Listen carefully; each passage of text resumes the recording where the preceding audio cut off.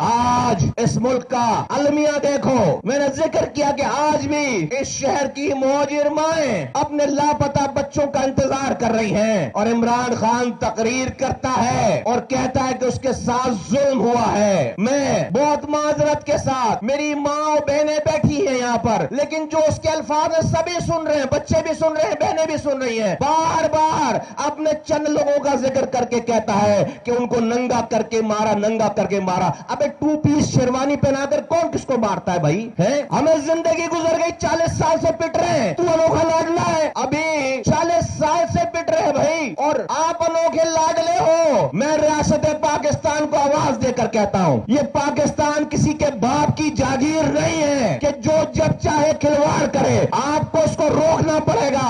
ابھی اس شہر نے چند ماہ پہلے 3 لاپتہ ساتھیوں کی لاشیں اٹھائی ہیں، لاشیں دفنا رہے 40 سالوں سے۔ ریاست چلانے والوں کے لیے عمران خان کا کہا ہوا اشر شیر بھی نہیں کہا، خدا کی قسم۔ زیادتی، ظلم، ٹارچر کیا ہوتا ہے؟ تو 10 منٹ کے لیے اپنے نام کے ساتھ ایم کیوں لگا کر دیکھ، پھر تجھے پتا چلے تجھے پھر مذاق بنا لیا ہے۔ ڈرامہ ختم ہو کے نہیں دے رہا۔ 4 سال حکومت کرنے کے بعد ایک پروجیکٹ نہیں ہے بتانے کے لیے کہ میں یہ کام کر رہا تھا پاکستان والوں کے لیے، مجھے ہٹا دیا، یہ کام ادھورا رہ گیا۔ ایک پروجیکٹ نہیں ہے۔ 4 سال کی حکومت ختم ہونے کے بعد جب پہلی دفعہ ٹی وی پہ آئے تو بتایا، اپنے 4 سالوں کے کارناموں کے بعد آ کر بتایا کہ فراگوگی بے قصور ہے، فراگوگی کو ڈیفینڈ کر رہے ہیں، ایماندار تھے، توشہ خانہ سے گھڑی لے کر بیچ دی، بازار میں بیچ دیے، دوسروں کو چور کہنے والے خود سرٹیفائیڈ چور ہو گئے، دوسروں کو بے ایمان بد کردار کہنے والے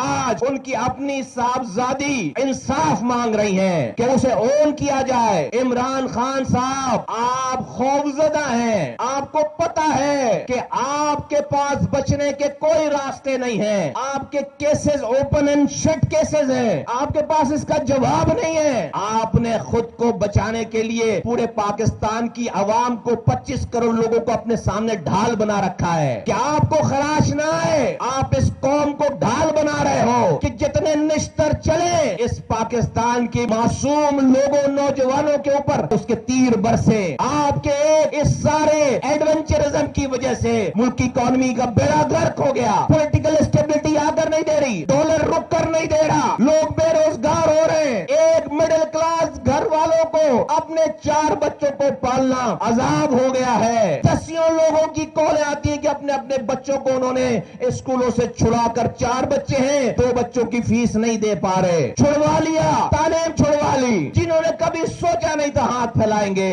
ان کو ہاتھ پھیلانا پڑتا ہے۔ اس آدمی کو کسی کی فکر نہیں ہے، اور ملک کے اداروں کے سربراہوں کا ایسے نام لے کر ان کو ان کی تذلیل کر رہے ہیں کہ کیا بھارت، کیا اسرائیل، کیا ہمارے دشمن ممالک ہماری فوج کو، ہمارے ملک کے سیکیورٹی اداروں کو، ہمارے ملک کی اسٹیبلشمنٹ کو، ہمارے ریاست کے اداروں کو کیا انہوں نے نقصان پہنچایا ہوگا جو اس شخص نے پہنچایا ہے؟ یہ ملک، اب دوبارہ کہتا ہوں، کسی کے باپ کی جاگیر نہیں ہے۔ ہمارا لہو، ہمارے آباء و اجداد کا لہو اس ملک کے بنانے میں، اس کو چلانے میں شامل ہے۔ ہم اتنی آسانی سے اس انوکھے لاڈلے کے ہاتھوں اس ملک میں یہ کھلواڑ ہونے نہیں دیں گے۔